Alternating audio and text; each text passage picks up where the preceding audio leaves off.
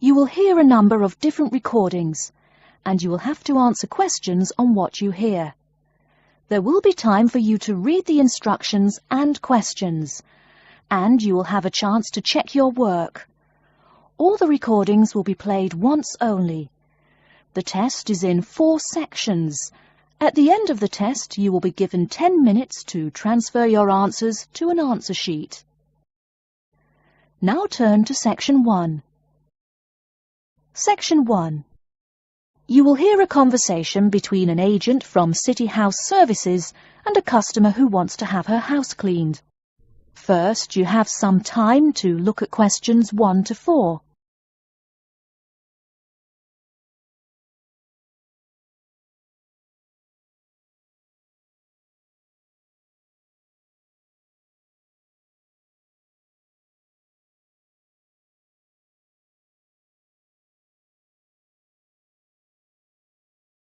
You will see that there is an example which has been done for you.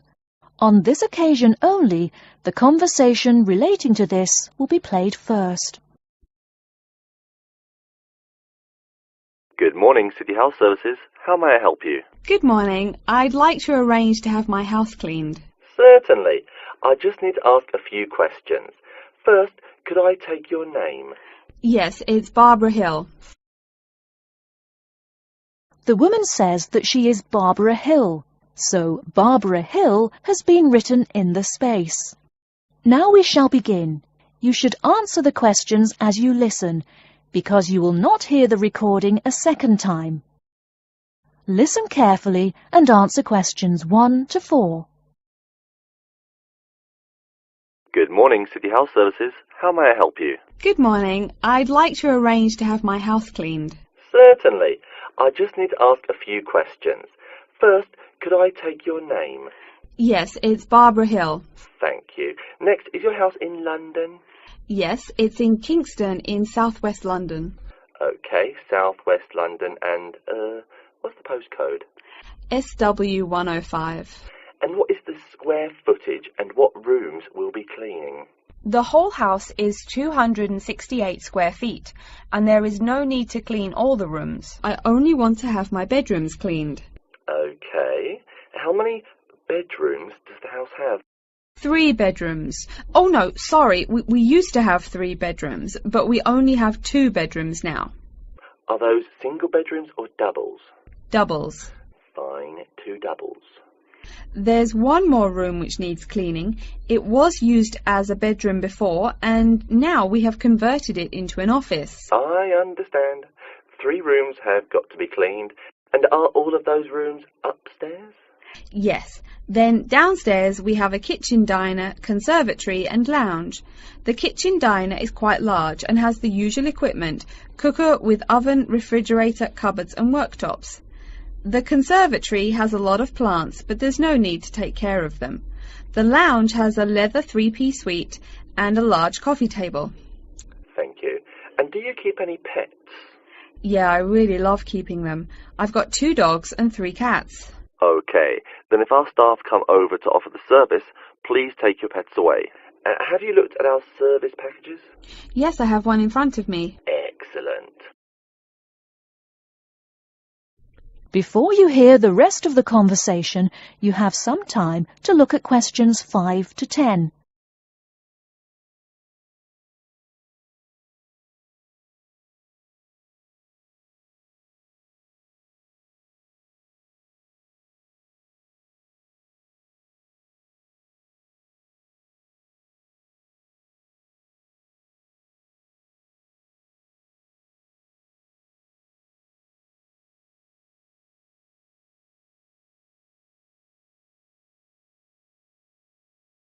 Now listen and answer questions 5 to 10.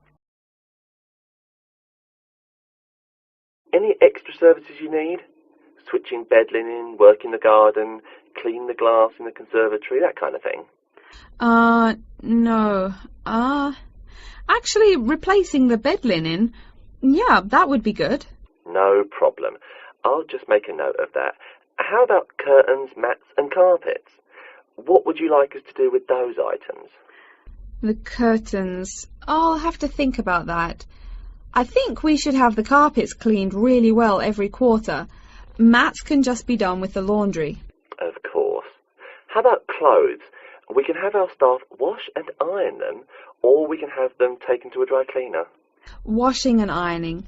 No, just ironing. That'll be okay. Okay, fine. I know quite a bit about what you want now.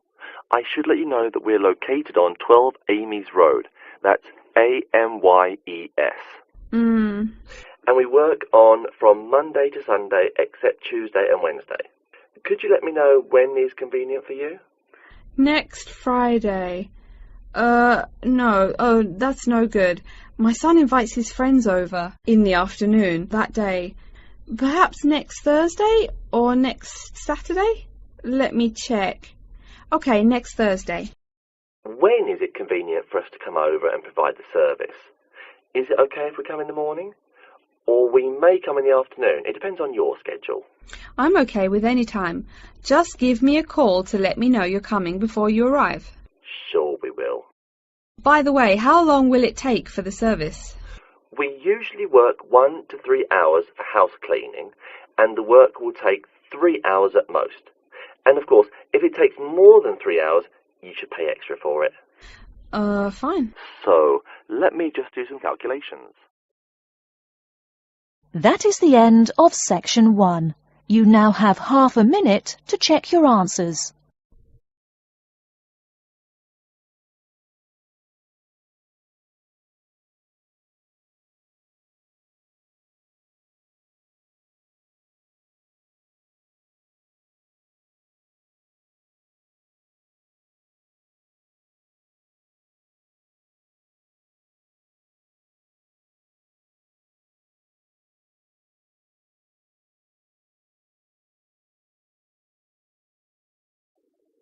Now turn to section 2. Section 2. You'll hear a talk by a security worker from Sydney Airport who is introducing the day-to-day operations of the Australian Quarantine Service. First, you have some time to look at questions 11 to 17.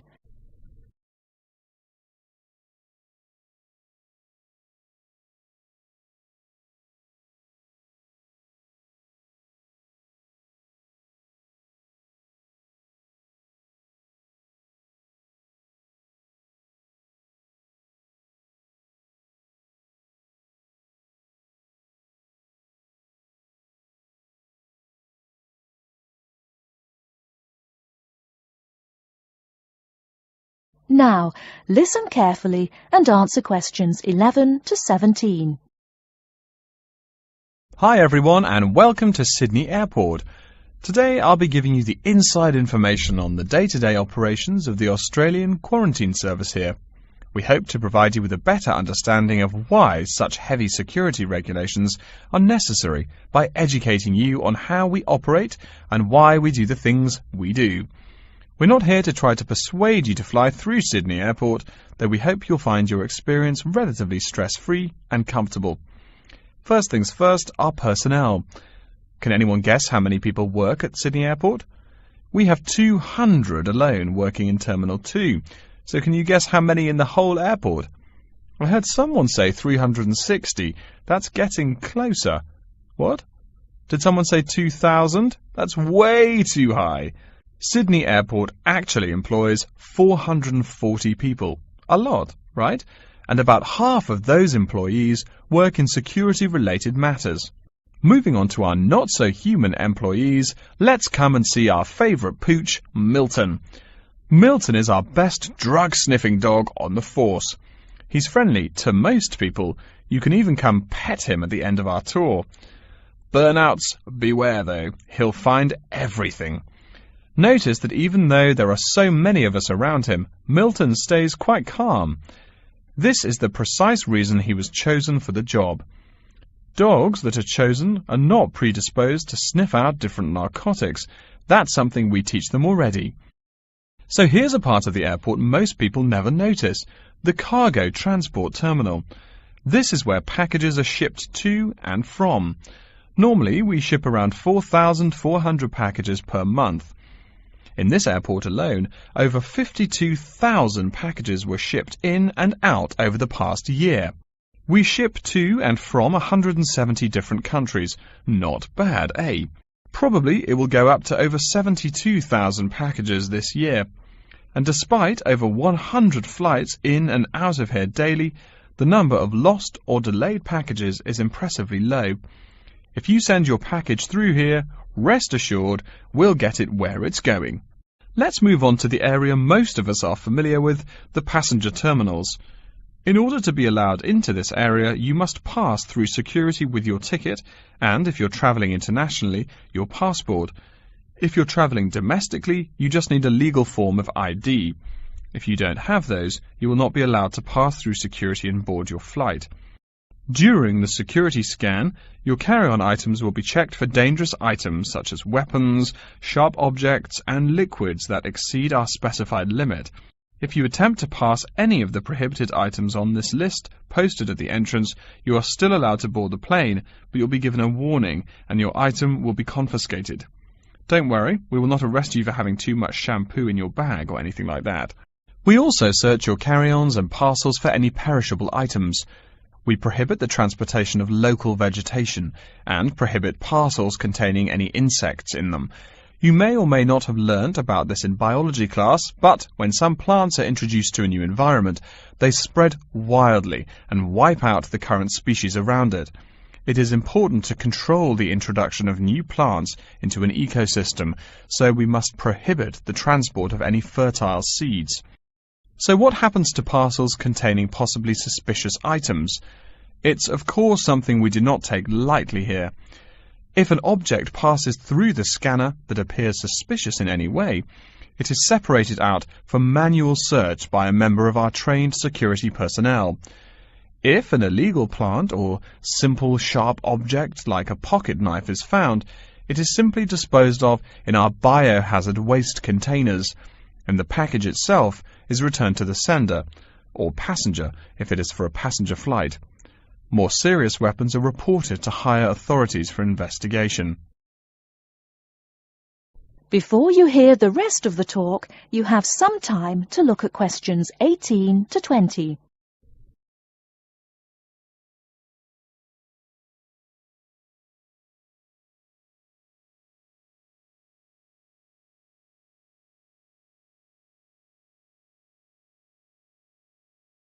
Now listen and answer questions 18 to 20. As far as parcel security, the material of the parcel is important. For shipped goods, the most common material used and the most widely accepted is paper. Make sure it is packed sturdy enough with no rips or tears. We've definitely had packages rip open before due to haphazard packing. A more common problem, though, is the package labels. When an item does not make it to the right place, this is the most common reason. The label may not be in the right place or marked clearly enough. If you're receiving any items from abroad that must be declared, please remember our guidelines in order to ensure the timely delivery of your item.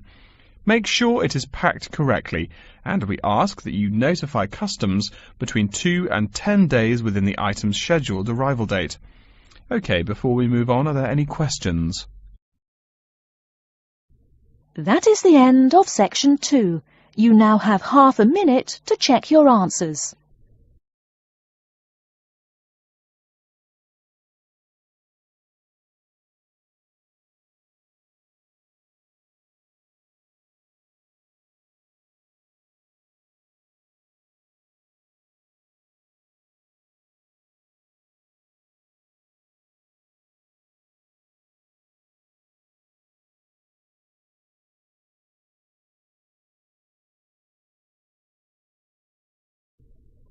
Now turn to section 3. Section 3. You will hear a librarian called Adam Smith talking to the students about how to use the facilities in the library. First, you have some time to look at questions 21 to 26.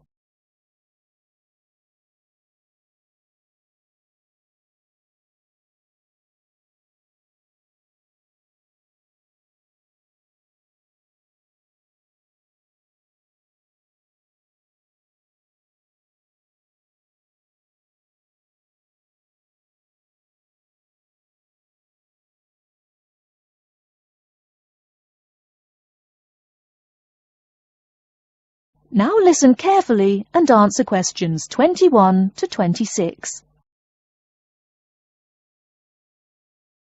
Welcome. Please come in and gather over here around the tables.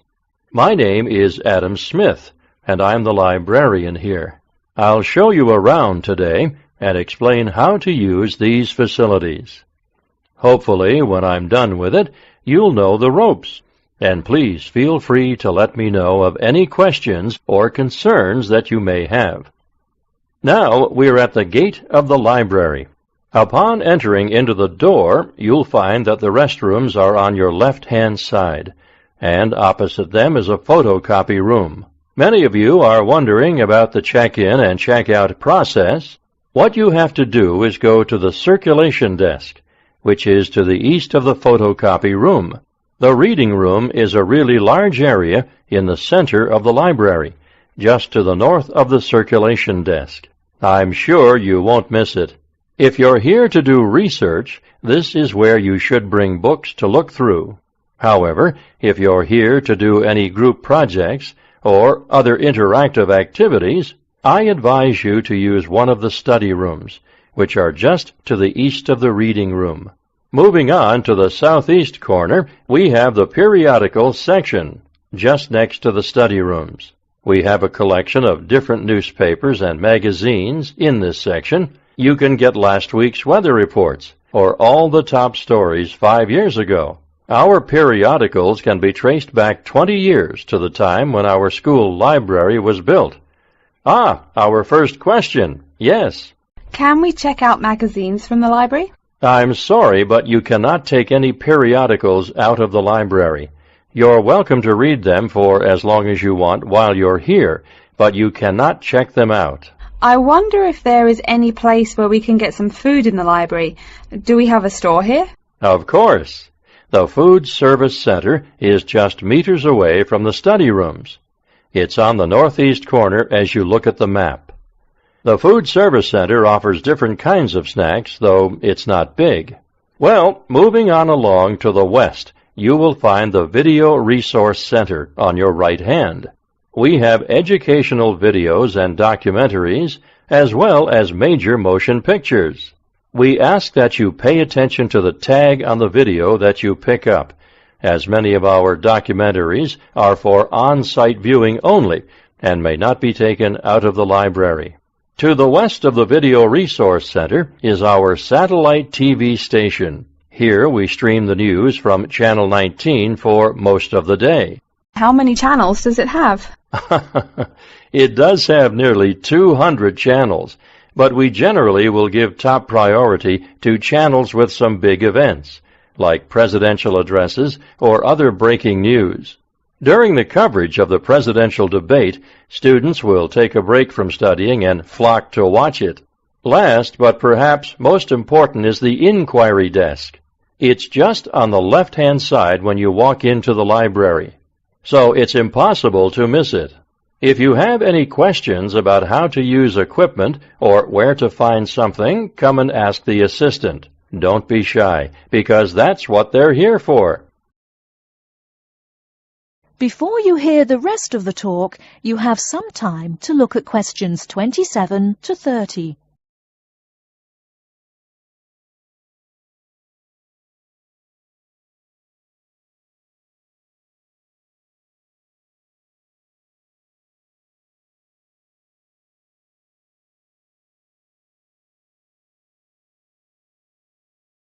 Now listen and answer questions 27 to 30.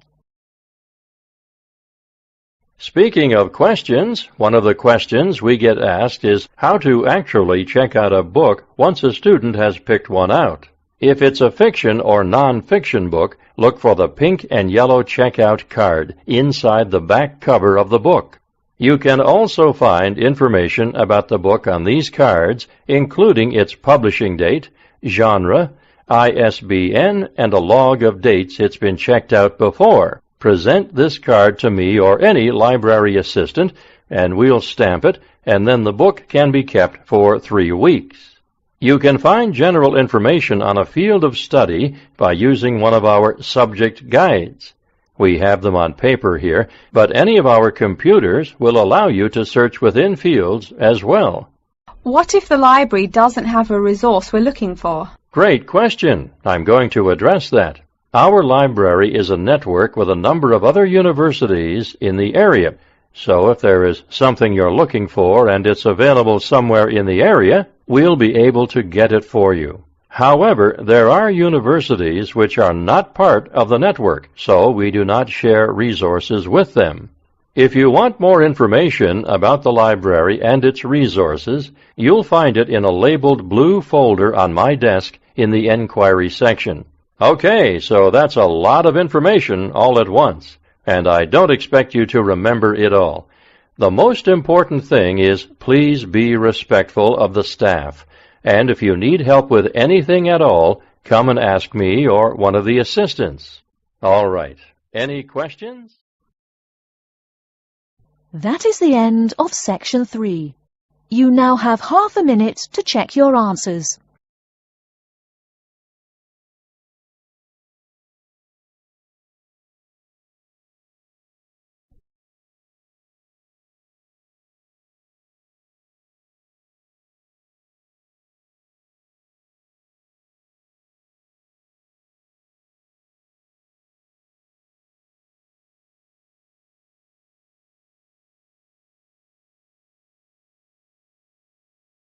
Now turn to Section 4.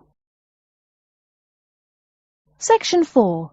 You will hear a lecture about Crocodylus niloticus and its living habits. First, you have some time to look at questions 31 to 40.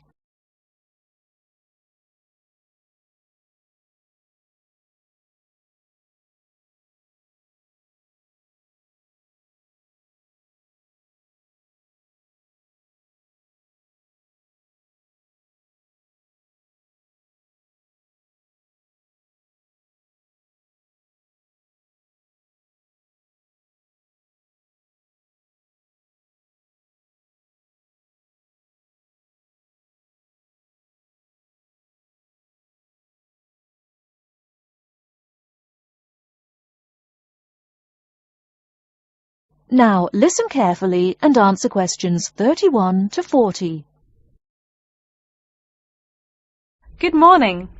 Today we will continue our study of Crocodylus niloticus by talking about its living habits. We've already discussed the evolutionary attributes that set it apart from its crocodile relatives. Does everyone remember that? Yes, it has an extremely narrow snout and 3 or 4 rows of protective scales on its back, as compared to 2 rows on other members of the Crocodylus genus. Let's take a look at how these carnivorous man-eaters live, where they live, and finally, whether they really deserve their vicious reputation. To start, I'd like to address a great question posed to me by a student during yesterday's office hours. We talked about the distribution of crocodiles in Africa and saw that they are highly concentrated in the south and west of the continent. This student noticed that on the map displaying the distribution of crocodiles across Africa, there were no crocodiles in the northern region, and found no mention in the literature of the existence of crocodiles in the north of Africa. Why might there be no crocodiles in North Africa? Let's save this question for later in the lecture. To find out more about the social habits of the African crocodile, one researcher named Tara Shine of the University of Ulster in Northern Ireland conducted a survey of the wetlands in Mauritania and received reports of 46 crocodiles living in one group, or float as we say when referring to crocodiles, though the usual number is a little less than half of that. In general, crocodiles are more highly concentrated in wet subtropical environments, near bodies of water and rich vegetation. While South American crocodiles thrive in cool rainforests, the African crocodile is more equipped for heat. Though they can survive at the hot temperatures found in some deserts, they are not equipped to handle dry climates, and thus cannot survive in places like the Sahara Desert of North Africa. As cold-blooded animals, crocodiles' core temperatures fluctuate from their average of 38 degrees Celsius as external conditions change. Thus, they need to avoid extreme temperatures. Others live an underwater life, keeping a body temperature close to that of the water. As their own unique method of regulating their body temperatures, some African crocodiles have made dens by digging holes in the ground to provide themselves with a cool, dark place to retreat from the hot African sun. Speaking of the hot African sun, let's go back to the question asked at the beginning of the lecture. We know that there used to be crocodiles in northern Africa, yet today there are none. What are some possible explanations for this? Some students have suggested that the African crocodile has evolved from a desert creature into a wetland creature, thus causing them to migrate south for more appropriate conditions. Others presume that the crocodile was hunted out of northern Africa by a fiercer predator.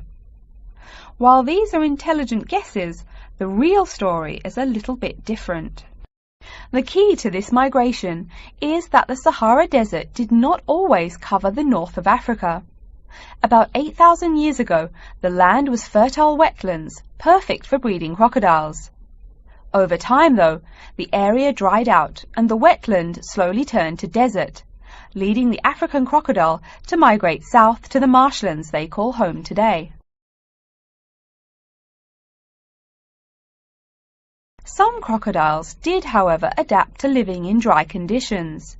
In Mauritania, some crocodiles have learned to survive in an area where they can go up to 8 months with no water, by spending the driest of times in what's called a torpor, or short period of hibernation. To utilize every bit of rainfall, these desert crocodiles dig underground caves that collect runoff, thus staying cool and hydrated. During the mating period in November and December, males attract females to their viciously protected territory through a number of behaviors that range from snapping their jaws all the way to sending infrasonic pulses through the water. Afterwards, the female digs a hole up to 60 centimeters in depth to store the eggs for an 80-day incubation period. The female protects these eggs during the period, and sometimes even helps crack the eggs with her snout at the end. These teeth-gnashing carnivores are softer than we think. Although these vicious creatures have attacked humans on a few occasions, the residents are not afraid of them. In fact, they show a great deal of reverence towards these wondrous creatures. Some say that crocodiles bring water to their habitat, so if they leave, they will bring the water with them. Obviously, this is not true, but it demonstrates the admiration the inhabiting people have for crocodiles. Generally, crocodiles do not predate on humans. They attack when humans populate the crocodile's habitat, instilling fear and uneasiness in the crocs. Like any other species, crocodiles are known to attack when feeling fear. There's still a lot more to be discovered about the African crocodile. Researchers want to know more about the population size, how many crocodiles inhabit Africa in all, how they form separate floats, etc. There is still also much to learn about migration patterns and relations to other populations of crocodiles now found in other parts of the world. Next time, we'll examine a few specific case studies of crocodile populations in southern Africa. That is the end of section 4. You now have half a minute to check your answers.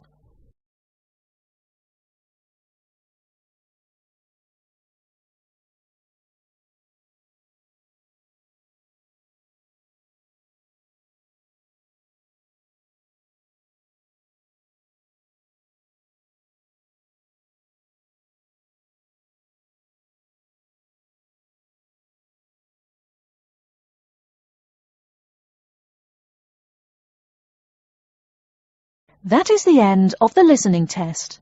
In the Ielts test, you will now have 10 minutes to transfer your answers to an answer sheet.